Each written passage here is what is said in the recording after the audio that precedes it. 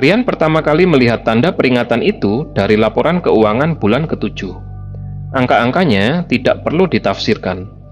Pemasukan turun 30% dari bulan sebelumnya, dan bulan sebelumnya sudah cukup buruk. Biaya operasional kafe tetap berjalan. Gaji 2 barista yang ia rekrut, tagihan listrik untuk mesin espresso impor yang ia cicil 24 bulan, dan sewa ruko 2 lantai di pinggir jalan utama yang harganya naik setiap tahun. Kopi Senandika berdiri 8 bulan lalu di kawasan yang Rian yakini punya potensi besar. Blok itu memang ramai, tapi ramai untuk minimarket, laundry kiloan, dan warteg. Orang-orang di sini bukan tipe yang menghabiskan 50.000 untuk secangkir kopi. Rian tahu itu sejak hari pertama, tapi ia tetap memilih tempat ini karena sewanya lebih murah dari kawasan kafe yang sudah mapan di tengah kota. Ia membangun konsepnya dengan serius. Dinding semen ekspos, kursi kayu pinus yang ia pesan dari pengrajin di luar kota, lampu Edison yang digantung dengan kabel flanel, mesin espresso semi otomatis yang ia beli dari sisa tabungan dan pinjaman ke adik kandungnya. Ia melatih diri sendiri selama berbulan-bulan sebelum buka, menonton ratusan video tutorial, membaca buku tentang ekstraksi dan rasio. Ia ingin benar-benar paham apa yang ia jual, tapi pembeli tidak datang dengan volume yang ia butuhkan. Hari-hari biasa, kafe itu mungkin kedatangan 20 sampai 30 tamu.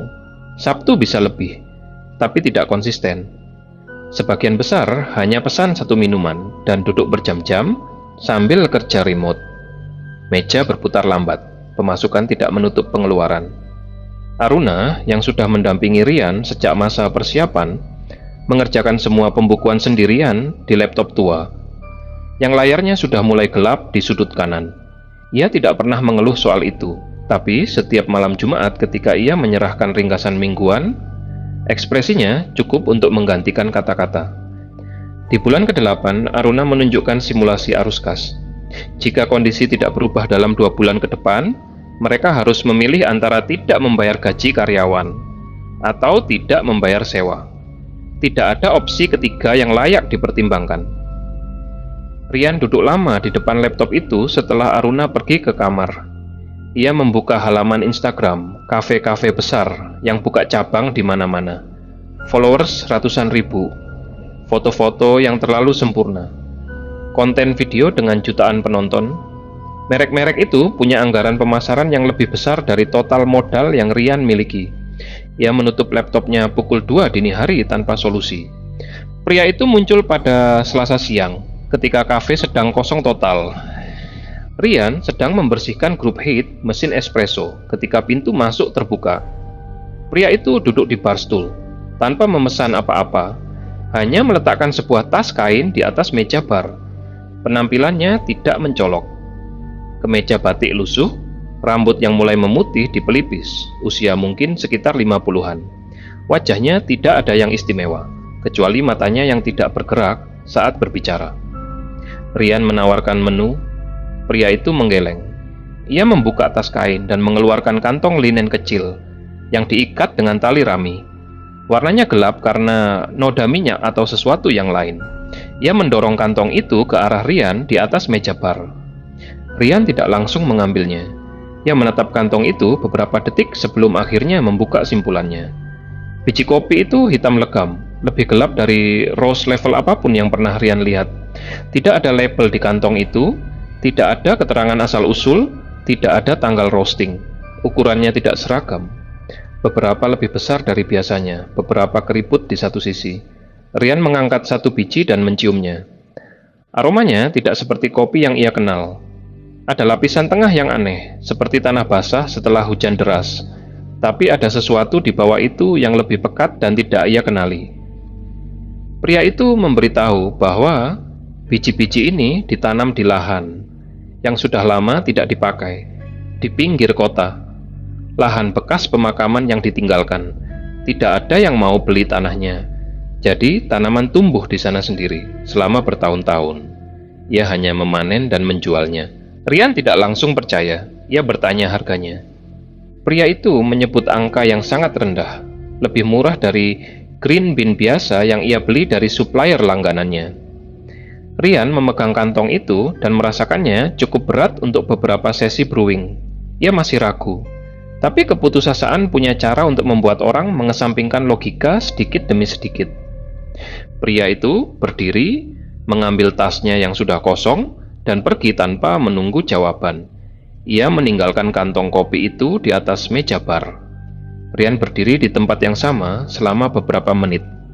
Setelah pintu kaca itu menutup, di luar, langit siang hari terlihat terik dan biasa saja.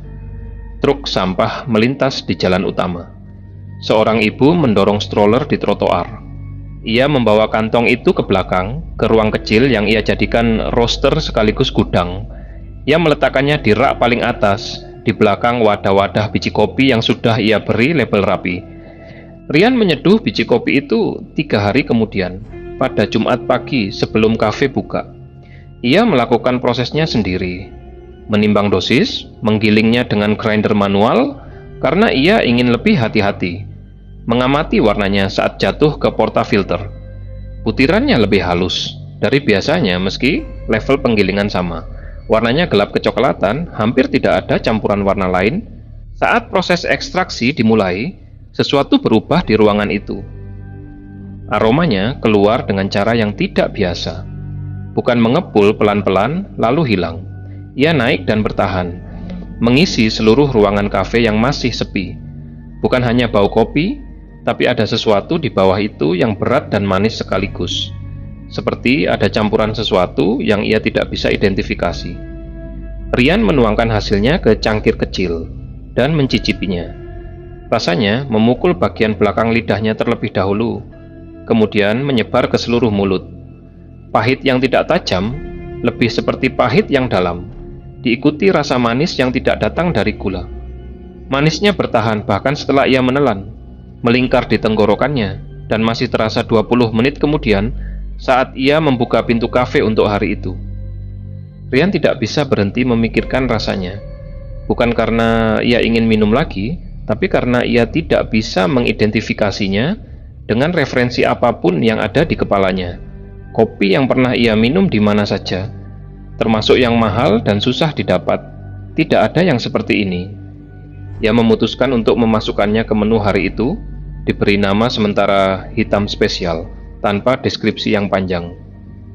Pelanggan pertama yang memesan adalah seorang pria kantoran yang mampir sebelum jam kerja. Ia biasanya pesan americano dan langsung pergi membawanya dalam cup to go. Hari itu ia tidak pergi. Ia duduk di kursi bar, memegang cangkir itu, dan menghirup aromanya selama beberapa detik sebelum mencicipi. Setelah tegukan pertama, ia meletakkan cangkirnya dan diam. Tidak membuka ponselnya, tidak melihat kemana-mana, hanya menatap ke dalam cangkir. Ia memesan 1 cangkir lagi sebelum pulang. Siang harinya, ia kembali membawa 2 rekan kerjanya. Rian tidak langsung menyadari pola itu. Ia terlalu sibuk mempersiapkan stok dan memikirkan bagaimana cara memasarkan menu baru ini. Tapi Aruna yang berdiri di dekat kasir memperhatikan ekspresi ketiga tamu itu saat mereka meminum kopi tersebut. Semuanya sama. Tubuh yang sedikit condong ke depan, pandangan yang tertuju ke dalam cangkir, sudut bibir yang naik sedikit tapi tidak benar-benar tersenyum. Jumat itu, kafe tutup dengan jumlah transaksi yang lebih tinggi dari hari manapun sejak mereka buka. Minggu pertama berlalu dengan cepat. Video pertama muncul di TikTok pada hari Sabtu, diunggah oleh seorang perempuan muda yang datang bersama temannya.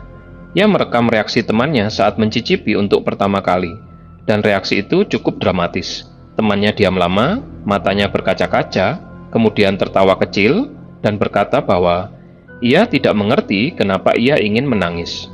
Video itu mendapat 200.000 penonton dalam 48 jam. Komentar-komentar di bawahnya mendorong orang-orang untuk datang sendiri dan membuktikan. Kopi Senandika tidak punya anggaran iklan, tidak punya tim konten, tapi nama kafenya menyebar dari satu mulut ke mulut lain dengan kecepatan yang tidak pernah terjadi sebelumnya. Senin pagi, ada 10 orang yang mengantre di depan pintu sebelum kafe buka. Selasa, ada 20. Rabu, Rian harus memanggil Aruna dari rumah lebih pagi, karena antrean sudah mengular keluar pagar. Di akhir minggu pertama itu, Rian menghitung pemasukan hariannya dan duduk dengan tangan gemetar di atas meja kasir. Angkanya tidak masuk akal dibandingkan dengan apa yang biasa ia lihat.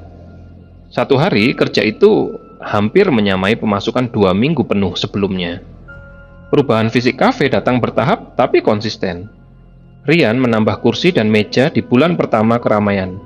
Ia memesan partisi kayu baru untuk memaksimalkan kapasitas lantai 1. Di bulan kedua, ia mulai proses renovasi lantai 2. Yang selama ini kosong, mengubahnya menjadi ruang duduk tambahan dengan konsep yang lebih tenang. Mesin espresso baru datang di bulan ketiga. Bukan yang ia cicil 24 bulan, tapi yang lebih besar, lebih canggih, yang harganya setara dengan 3 kali lipat mesin pertamanya. Ia membayar tunai. Aruna mengurus semua administrasinya dengan teliti. Ia membuka rekening bisnis terpisah, mencatat setiap pemasukan dan pengeluaran dengan akurat, dan berkomunikasi dengan akuntan yang mereka rekrut untuk pertama kalinya. Rian tidak lagi perlu melihat laporan keuangan dengan ekspresi was-was. Tapi Aruna melihat hal-hal lain yang tidak tercatat. Ia mulai memperhatikan wajah yang datang setiap hari. Bukan pengunjung baru yang datang sekali karena tertarik konten viral, tapi pelanggan tetap yang mulai membentuk rutinitas harian di kafe itu. Mereka datang di jam yang sama, duduk di kursi yang sama, dan memesan menu yang sama setiap kalinya. Yang membuat Aruna tidak nyaman adalah perubahan yang terjadi di antara kunjungan-kunjungan itu. Seorang pria paruh baya yang selalu duduk di pojok kanan, yang pertama kali ia lihat dengan penampilan rapi dan wajah segar, mulai terlihat berbeda di minggu ketiga. Wajahnya lebih cekung dari biasanya. Lingkaran di bawah matanya menggelap. Ia masih berpakaian rapi, tapi tidak serapi dulu. Ada semacam kelelahan di cara ia berjalan masuk. Seorang perempuan muda yang biasanya datang bersama teman-temannya, di minggu keempat datang sendiri. Di minggu kelima, ia masih sendiri. Di minggu keenam, ia duduk selama 3 jam, menatap cangkirnya yang sudah kosong dan tidak bergerak, sampai salah satu barista mendekatinya untuk bertanya apakah ia baik-baik saja. Perempuan itu mengangkat kepalanya dan tersenyum, tapi senyumnya tidak sampai ke matanya. Matanya tetap kosong.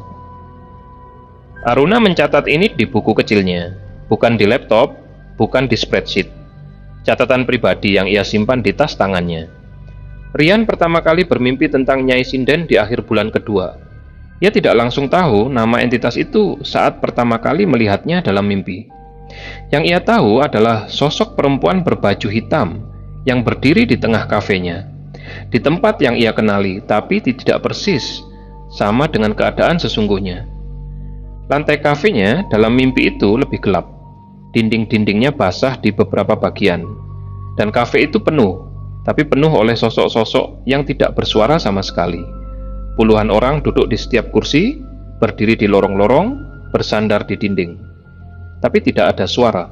Tidak ada suara cangkir, tidak ada langkah kaki, tidak ada percakapan. Hanya sunyi yang terasa padat. Sosok perempuan itu menari di antara mereka semua. Gerakannya lambat dan teratur, seperti mengikuti irama yang tidak bisa Rian dengar. Kepalanya tidak menghadap ke Rian, tapi Rian tahu sosok itu tahu keberadaannya. Satu persatu, sosok-sosok yang duduk di kursi-kursi itu mengangkat wajah mereka, dan Rian mengenali beberapa. Pria pojok kanan, perempuan muda yang biasa datang bersama temannya, pegawai kantoran yang pertama kali memesan hitam spesial. Rian terbangun dengan jantung berdegup kencang. Jam di ponselnya menunjukkan pukul 3:40 pagi. Kamarnya gelap dan sunyi seperti biasa. Aruna tidur di sebelahnya. Ia tidak menceritakan mimpi itu kepada siapapun. Tapi mimpi itu tidak berhenti di situ. Ia kembali malam berikutnya dan malam setelahnya dan terus-menerus dengan variasi kecil yang tidak mengubah intinya. Sosok perempuan berbaju hitam itu selalu ada di tengah kafenya, selalu menari, dan jumlah sosok-sosok di kursi semakin bertambah setiap malam. Di malam ketujuh, sosok itu menghadap ke arahnya untuk pertama kali. Wajahnya perempuan tua dengan rambut panjang yang terurai, ada hiasan bunga di rambutnya yang layu dan berwarna coklat. Matanya terbuka lebar dan tidak berkedip. Ia menatap Rian dari jarak yang tidak dekat, tapi Rian bisa merasakan tatapan itu menyentuh kulitnya. Rian terbangun lagi pukul 3 pagi. Kali ini ia tidak bisa tidur kembali sampai matahari terbit. Aruna membawa buku catatannya ke meja Rian pada Kamis malam setelah kafe tutup. Ia membuka halaman-halamannya dan menunjukkan nama-nama yang ia catat beserta observasinya. Bukan laporan formal, hanya catatan tangan yang singkat dan to the point. Tanggal, nama atau deskripsi pelanggan, perubahan yang ia amati. Rian membacanya dengan dahi berkerut. Ia mengenali beberapa nama yang Aruna tulis, karena mereka sudah cukup sering datang untuk dikenal. Aruna menunjuk catatan tentang seorang mahasiswa yang hampir setiap hari mampir sejak bulan pertama. Minggu lalu, mahasiswa itu datang dengan wajah yang pucat dan mata yang bengkak. Ketika Aruna bertanya apakah ia baik-baik saja, ia bilang sudah beberapa malam tidak bisa tidur nyenyak karena terus mimpi aneh. Rian tidak langsung bereaksi. Ia menutup buku catatan itu dan mendorongnya kembali ke arah Aruna dengan pelan. Aruna tidak menerima itu begitu saja. Ia membuka kembali buku itu ke halaman pertama dan meletakkannya di hadapan Rian sekali lagi. Ia menunjuk nama demi nama, tanggal demi tanggal. Pola yang sama berulang pada orang-orang yang berbeda. Kekurusan yang bertambah, minggu demi minggu, lingkaran gelap di bawah mata. Tatapan yang tidak fokus saat menunggu pesanan. Kecenderungan untuk duduk lebih lama dari biasanya, lebih lama dari yang masuk akal. Dan ada satu catatan di halaman terakhir yang Aruna tambahkan hari itu. 3 nama pelanggan yang sudah berhenti datang setelah sebelumnya hadir hampir setiap hari selama berminggu-minggu. Aruna sudah mencari tahu melalui nomor yang pernah mereka daftarkan di program loyalitas. 2 dari 3 nomor itu tidak aktif. Yang satu aktif tapi tidak diangkat. Rian menutup buku itu untuk kedua kalinya. Ia memberitahu Aruna bahwa ia akan mencari tahu sendiri dan meminta Aruna tidak mempermasalahkan ini dulu sampai ada informasi yang lebih jelas. Aruna mengambil bukunya dan memasukkannya ke tas tangannya tanpa berkata apa-apa lagi. Ekspresinya tidak berubah, tapi ada sesuatu di cara ia mengangkat tasnya dan berjalan ke pintu yang membuat Rian tahu bahwa malam itu belum selesai, hanya ditunda. Rian memesan kantong biji kopi kedua dari pria itu 2 minggu kemudian. Pria itu muncul di hari dan jam yang tidak Rian rencanakan, seolah ia tahu kapan kafe sedang tidak terlalu ramai. Rian tidak bertanya banyak, ia memesan 3 kali jumlah dari kantong pertama. Pria itu menerima pembayaran tunai dan pergi. Tidak ada tanda terima, tidak ada nama, tidak ada nomor yang bisa dihubungi. Rian menyimpan kantong-kantong baru itu di rak yang sama di ruang roster belakang. Ia menguncinya dan memasukkan kunci ke saku celemeknya. Keramaian kafe terus berlanjut. Video-video baru terus bermunculan di berbagai platform. Beberapa media kuliner online mulai menulis ulasan. Ada yang menyebut rasanya tidak bisa dijelaskan dengan kata-kata. Ada yang bilang sekali minum pasti ingin kembali. Ada yang menulis bahwa mereka sampai menangis tanpa tahu kenapa, tapi menangis dengan perasaan yang anehnya menyenangkan. Rian membaca semua ulasan itu. Ia menyimpannya di folder khusus di ponselnya. Setiap kali angka pemasukan mingguan masuk ke notifikasi bankingnya, ada perasaan yang naik dari dadanya yang tidak persis bisa ia sebut kebahagiaan. Tapi tidak ada kata lain yang lebih cocok dari itu. Bulan keempat membawa perubahan yang lebih terlihat pada para pelanggan tetap. Bukan lagi hanya soal lingkaran gelap di bawah mata atau kekurusan yang bertahap. Aruna mulai mencatat perilaku yang lebih spesifik. Seorang perempuan yang biasanya datang dengan make up lengkap dan pakaian kerja profesional, mulai datang dengan rambut tidak tersisir. Wajahnya tidak bermakeup, tapi bukan karena kesan santai. Lebih karena tampak seperti ia tidak sempat atau tidak sadar. Ia duduk selama 2 jam, tidak mengeluarkan laptop atau ponselnya. Hanya duduk dengan tangan di atas meja dan pandangan ke depan. Di salah satu sore, ketika Rian hendak menutup kafe dan semua pelanggan sudah pergi, ia menemukan seorang pria muda yang masih duduk di sudut lantai 2. Rian mendekatinya dan menyentuh bahunya untuk memberitahu bahwa kafe sudah tutup. Pria itu mengangkat kepalanya dengan sangat lambat. Matanya terbuka penuh, tapi tidak terfokus, seperti orang yang baru dibangunkan dari tidur yang sangat dalam. Ia melihat ke arah Rian beberapa detik sebelum ekspresinya berubah menjadi bingung. Ia melihat ke sekelilingnya, melihat kursi-kursi yang sudah diangkat ke atas meja, melihat lampu-lampu yang sudah mulai dimatikan satu persatu. Kemudian ia berdiri, mengambil tasnya, dan pergi tanpa berkata apa-apa. Aruna yang menyaksikan itu dari bawah tangga tidak mencatatnya di buku kecilnya. Ia hanya berdiri dengan tangan di dada dan menatap kursi kosong yang baru saja ditinggalkan pria itu. Malam-malam, Rian semakin terganggu oleh mimpi yang tidak pernah benar-benar berhenti. Sosok perempuan berbaju hitam itu sekarang berbicara dalam mimpi-mimpinya. Atau lebih tepatnya, Rian mendengar suaranya dari jauh, seperti ada di ruangan lain yang dipisahkan beberapa pintu. Ia tidak bisa memahami kata-katanya, hanya nada dan ritmenya yang berulang. Yang berubah adalah wajah-wajah di kursi-kursi dalam mimpi itu. Sekarang, Rian bisa mengenali hampir semuanya. Pelanggan-pelanggan yang ia kenal namanya karena mereka sudah daftar member, yang ia kenal wajahnya karena datang setiap hari, yang ia hafal pesanannya karena tidak pernah berubah. Mereka semua duduk diam dengan mata yang tidak berkedip, tangan di atas lutut, tubuh yang tegak tapi tidak kaku. Di dunia nyata mereka berjalan dan berbicara dan menjalani keseharian mereka. Tapi dalam mimpi Rian, mereka semua duduk di kafe itu, terikat oleh sesuatu yang tidak terlihat tapi jelas ada. Rian mulai minum lebih banyak kopi di siang hari untuk mengurangi kantuknya, tapi ia tidak minum dari stok biji hitam itu.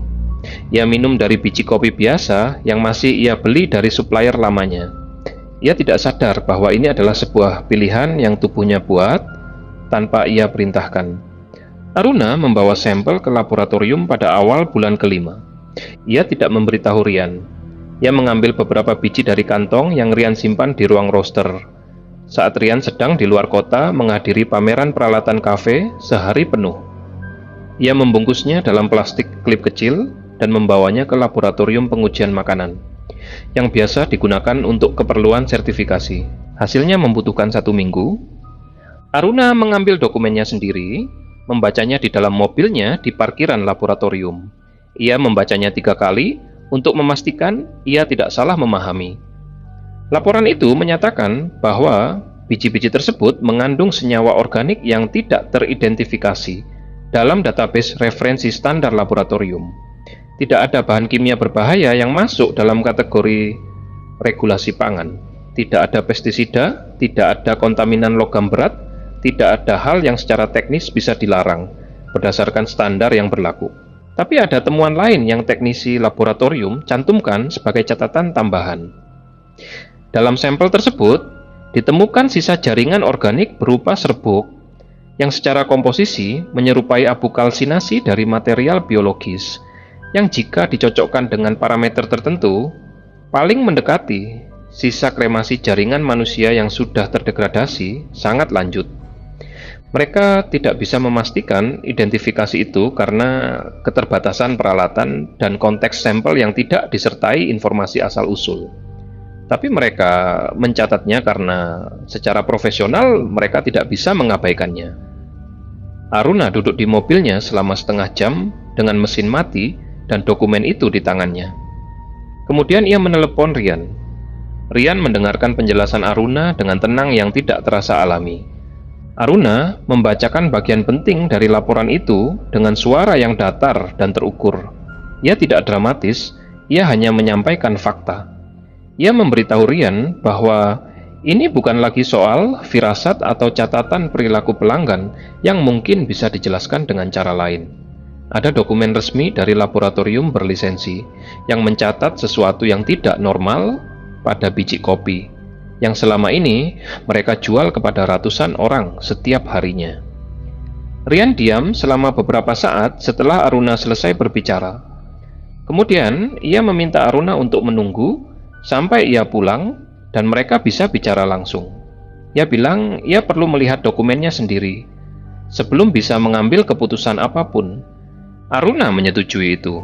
Ia bilang ia akan menunggu. Rian menutup telepon dan duduk di bangku pameran dengan tatapan ke depan. Di sekelilingnya, puluhan vendor memamerkan mesin-mesin dan peralatan terbaru. Ada suara demonstrasi espresso dari berbagai sudut. ada aroma kopi dari berbagai booth yang campur aduk menjadi sesuatu yang tidak nyaman. Ia tidak beranjak dari bangkunya selama hampir 1 jam. Pertengkaran itu dimulai malam harinya, beberapa jam setelah Rian tiba di rumah. Aruna meletakkan dokumen laboratorium di meja dapur dan berdiri berhadapan dengan Rian. Ia tidak memulai dengan marah. Ia memulai dengan tenang, dengan cara yang Rian tahu lebih berbahaya dari kemarahan biasa. Karena itu artinya Aruna sudah sangat serius. Ia mengatakan bahwa mereka harus menutup kafe setidaknya sementara sampai sumber biji kopi itu bisa diidentifikasi dengan benar dan keamanannya bisa dibuktikan secara legal. Ia mengatakan bahwa ada kemungkinan mereka sudah menjual sesuatu yang membahayakan orang banyak tanpa mereka sadari. Ia mengatakan bahwa jika ini terbongkar tanpa mereka bertindak lebih dulu, konsekuensinya bisa jauh lebih besar dari sekadar kehilangan bisnis. Rian menatap dokumen itu di atas meja. Ia tidak mengambilnya. Ia mengatakan bahwa laporan itu tidak konklusif. Ia mengatakan bahwa laboratorium sendiri mengakui keterbatasan identifikasinya. Ia mengatakan bahwa tidak ada yang bisa membuktikan bahwa ada sesuatu yang salah hanya dari satu dokumen yang menggunakan kata menyerupai, bukan terbukti. Aruna meningkatkan nada suaranya untuk pertama kalinya. Ia membuka buku catatannya dan membacakan nama-nama pelanggan yang kondisinya terus memburuk. Ia mengatakan bahwa itu bukan kebetulan, bahwa pola yang terlalu konsisten untuk diabaikan. Ia mengatakan bahwa 3 orang yang berhenti datang itu, yang nomornya mati atau tidak diangkat, tidak ada yang tahu kondisinya sekarang seperti apa. Rian bergerak ke arah lain di dapur itu. Ia berdiri membelakangi Aruna untuk beberapa detik sebelum berbalik. Ia mengatakan bahwa ia tidak akan menutup kafe atas dasar spekulasi, bahwa semua yang dibangunnya selama 8 bulan terakhir adalah hasil kerja keras dan pengorbanan, dan ia tidak akan meruntuhkan itu hanya karena Aruna merasa tidak nyaman. Aruna meletakkan buku catatannya di atas meja dengan cukup keras. Perdebatan itu berlanjut selama hampir 2 jam, naik turun intensitasnya, berputar-putar pada argumen yang sama dari kedua sisi. Rian berpegang pada posisinya, Aruna berpegang pada posisinya. Pukul 11 malam, ketika keduanya sudah kelelahan bicara tanpa hasil, Aruna mengambil jaket dan kuncinya dan mengatakan bahwa ia butuh udara. Ia pergi keluar rumah dan tidak kembali selama beberapa jam. Rian duduk sendirian di ruang tamu. Mimpi-mimpi itu melintas di kepalanya.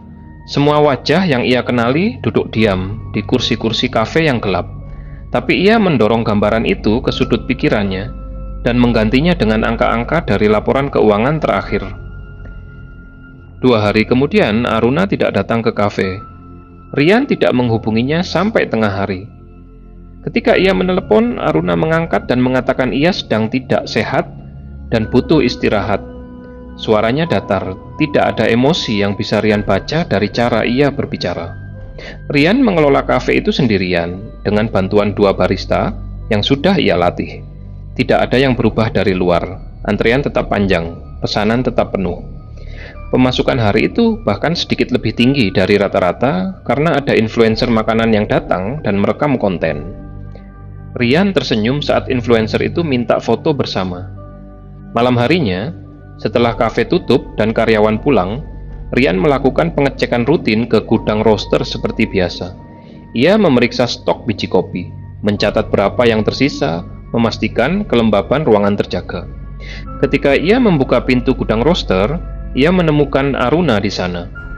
Aruna berdiri di depan rak dengan korek api di tangannya, dan kantong-kantong biji kopi hitam sudah ditumpuk di lantai di depannya.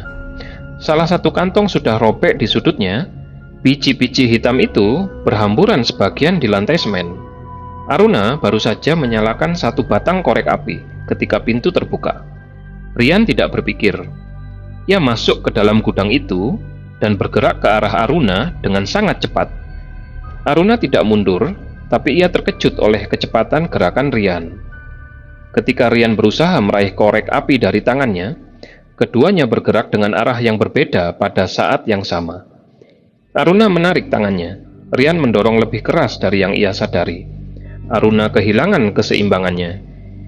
Ia jatuh ke belakang dan kepalanya membentur sudut bawah mesin espresso lama yang masih ia simpan di gudang itu sebelum dipindahkan. Ujungnya dari besi cor yang tajam dan masif. Bunyi yang keluar dari kontak itu terdengar keras dan singkat. Aruna tidak bergerak setelah itu. Rian berdiri dengan korek api yang sudah padam di tangannya. Ia tidak bisa menggerakkan badannya. Ia berdiri di posisi yang sama selama beberapa saat, yang terasa jauh lebih panjang dari yang sebenarnya, menatap Aruna yang terbaring di antara kantong-kantong kopi yang berhamburan di lantai gudang itu. Ia berlutut dan menyentuh bahu Aruna. Kemudian tangannya bergerak ke lehernya. Tidak ada yang bisa ia rasakan di bawah jari-jarinya. Rian tidak tahu sudah berapa lama ia duduk di lantai gudang itu ketika suara itu datang. Bukan suara dari luar, bukan suara yang bisa ia arahkan ke satu sumber yang jelas. Ia datang dari mesin espresso lama itu sendiri, dari dalam bodinya yang dingin dan tidak terhubung ke aliran listrik manapun. Seperti ada sesuatu yang berbisik dari dalam tabung tembaganya. Suaranya bukan suara manusia biasa. Ada lapisan-lapisan di dalamnya, seperti beberapa suara yang berbicara pada frekuensi yang berbeda pada waktu yang sama. Tapi jika didengar utuh, membentuk kalimat yang sangat jelas. Suara itu mengatakan untuk tidak menyia-nyiakan Aruna, bahwa jiwa yang mati di tempat itu akan menjadi pengikat rasa yang paling kuat dari apapun yang pernah ada di kafe itu. Rian menarik dirinya berdiri. Di luar gudang, kafe yang sudah gelap terasa sangat sunyi. Tidak ada yang tahu Aruna ada di sana. Tidak ada yang melihat mereka masuk bersama. Tidak ada kamera di dalam gudang itu. Hanya satu kamera di pintu utama depan yang sudah lama Rian matikan karena penyimpanannya penuh. Rian mengambil cangkul yang selama ini disandarkan di sudut gudang untuk keperluan taman kecil di belakang ruko. Ia membuka pintu kecil di sudut gudang yang mengarah ke ruang bawah, di mana seluruh sistem pipa kafe dipasang, ruang yang lantainya dari tanah yang belum dicor. Ruang yang sudah bertahun-tahun tidak ada orang yang masuk selama Rian menyewa tempat ini. Ia bekerja di kegelapan dengan lampu senter ponselnya. Ketika ia selesai, langit di luar sudah mulai terang di bagian timurnya. Rian membersihkan dirinya di wastafel belakang, mengganti bajunya dengan yang ada di loker karyawan, dan duduk di kursi bar di lantai 1 untuk menunggu waktu buka. Kopi hari itu berbeda. Bukan dalam cara yang bisa dibuktikan secara teknis. Proses ekstraksinya sama, rasio dan temperaturnya sama, mesinnya sama. Tapi ketika cangkir pertama diserahkan ke pelanggan pertama yang datang, bahkan sebelum jam buka resmi, ada sesuatu yang berbeda dari cara orang itu bereaksi. Ia minum dan diam. Tapi tidak diam yang biasa. Ia meletakkan cangkirnya dan matanya berkaca-kaca. Kemudian ia menutupi mulutnya dengan tangan dan bahunya berguncang kecil. Pelanggan berikutnya bereaksi hampir sama. Berikutnya dan berikutnya. Di siang hari, kafe itu penuh dengan orang yang menangis diam-diam tanpa tahu kenapa. Bukan tangisan yang memalukan, lebih seperti emosi yang naik sendiri tanpa bisa dikontrol dan kemudian turun lagi dan meninggalkan rasa yang hangat. Banyak yang langsung memesan cangkir kedua. Beberapa mengambil foto dan mengunggahnya dengan caption tentang pengalaman yang tidak bisa mereka jelaskan. Dalam beberapa jam, kata-kata tentang kopi Senandika kembali menyebar dengan lebih besar dari sebelumnya. Seseorang menulis di kolom komentar bahwa rasanya seperti ada yang memeluk dari dalam. Komentar itu mendapat ribuan likes. Rian melayani setiap pelanggan dengan senyum yang sama dari pagi sampai kafe tutup. Ia tidak pernah menjawab satupun pertanyaan tentang Aruna dari karyawan yang bertanya kenapa Aruna tidak masuk. Ia hanya mengatakan bahwa Aruna sedang ada keperluan. Minggu berikutnya berjalan dengan ritme yang tidak berubah dari luar. Kafe buka setiap pagi, antrean terbentuk sebelum jam operasional. Pemasukan mengalir, pelanggan datang, minum dan pergi. Rian mengelola semuanya sendirian sekarang. Ia mengurus administrasi yang biasanya Aruna yang kerjakan, membayar tagihan, memeriksa stok, berkomunikasi dengan supplier. Ia membeli buku catatan baru dan mencoba mencatat pengeluaran dengan sistem yang pernah Aruna ajarkan padanya. Tapi angka-angkanya semakin besar dan semakin sulit diingat. Pemasukan dari Kopi Senandika di bulan itu melampaui semua rekor sebelumnya. Rian memindahkan sebagian ke rekening tabungan yang terpisah. Ia memesan biji kopi ketiga dari pria, yang hingga saat ini masih tidak ia ketahui namanya, masih tidak ia ketahui nomor teleponnya, masih tidak ia ketahui bagaimana cara menghubunginya. Pria itu selalu muncul sendiri, pada waktu yang tidak bisa diprediksi. Rian tidak lagi bertanya tentang biji-biji itu. Mimpi-mimpi tentang sosok berbaju hitam itu masih datang setiap malam. Tapi sekarang Rian tidak terbangun dengan jantung berdebar. Ia terbangun dengan tenang, duduk sebentar di tepi ranjang, dan kemudian berdiri untuk mempersiapkan diri ke kafe. Suara-suara itu mulai datang di luar mimpi pada bulan ke-6. Bukan bisikan yang jelas seperti malam di gudang itu. Lebih seperti gema samar di sudut-sudut tertentu kafe.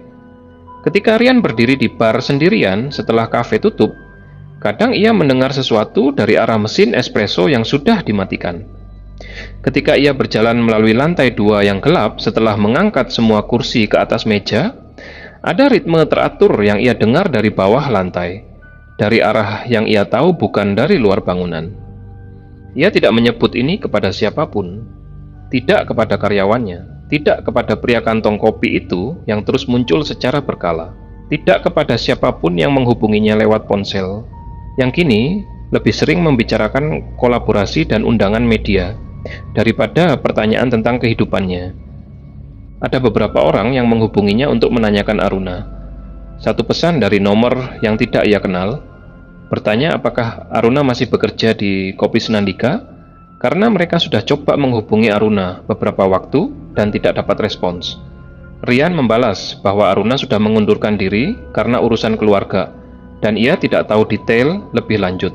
Tidak ada yang menghubunginya lagi setelah itu. Malam itu, 3 minggu setelah kejadian di gudang, Rian menutup kafe lebih lambat dari biasanya. Ia menyuruh 2 karyawannya pulang lebih awal, karena pekerjaan bersih-bersih sudah hampir selesai. Dan Rian bilang ia masih mau mengecek stok sendirian. Mereka pergi tanpa curiga. Rian sendirian di kafe yang gelap. Ia duduk di kursi kasir dan membuka laptopnya. Laporan keuangan bulan ini ada di sana, dan angka-angkanya lebih besar dari yang pernah ada di sana sebelumnya. Ia menghitung beberapa skenario, membuka cabang baru, memperluas menu, mungkin mempertimbangkan franchise kecil-kecilan ke kota lain. Di luar, jalan sudah mulai sepi. Lampu jalan utama menyinari trotoar yang kosong. Sesekali ada motor yang lewat, suaranya memudar dengan cepat. Kafe itu sunyi. Kemudian suara itu datang, bukan bisikan seperti sebelumnya. Sesuatu yang lebih jelas, lebih banyak. Mesin espresso di balik bar menyala sendiri. Tidak ada yang menyentuh tombolnya, tidak ada yang menyambungkan saklar yang Rian sendiri sudah matikan sebelum karyawannya pulang. Tapi lampu-lampu indikatornya menyala satu persatu, dan kepulan uap mulai keluar dari steam one dengan tekanan penuh. Rian berdiri dari kursinya. Uap yang keluar itu berbau bukan seperti uap air biasa, ada campuran yang sangat kuat di dalamnya, campuran aroma bunga yang layu, dan sesuatu yang lebih berat di bawahnya, aroma yang sama dengan yang pernah ia cium di gudang pada malam itu. Dari lantai 2, suara langkah kaki terdengar. Bukan langkah yang cepat atau berat. Langkah yang terseret, pelan dan teratur. Seperti seseorang yang berjalan, tanpa mengangkat kakinya dari lantai. Suaranya turun dari tangga dan menuju ke arah bar. Rian tidak bergerak. Ia berdiri di depan kursi kasirnya dengan laptopnya yang masih menyala di belakangnya, memancarkan cahaya biru ke punggungnya. Dari arah pintu utama, bayangan pertama menembus kaca. Bukan bayangan dalam arti kiasan. Sosok itu secara fisik melewati pintu kaca yang terkunci, tanpa membuka, tanpa memecahkan.